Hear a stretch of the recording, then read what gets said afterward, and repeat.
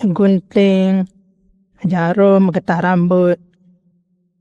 Semua tu nampak kecil, tapi boleh jadi punca kucing mati arwah. Innalillah.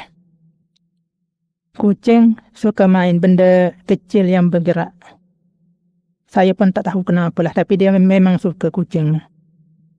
Getah, jarum, lego, semua dia sapu. Tapi bila tertelan, benda tu boleh sangkut dalam usus. Kalau benda tajam, lagi bahaya. Benda kecil macam plastik pun boleh buat dia tercekik atau usus tersumbat. Kadang kena bedah sebab benda tu tak boleh keluar daripada najis dia kena bedah lah pula, habis duit beribu-ribu lah pulaknya andanya. Jadi simpan barang kecil elok-elok. Kalau ada budak yang kecil tu ajar lepas main kena kemas.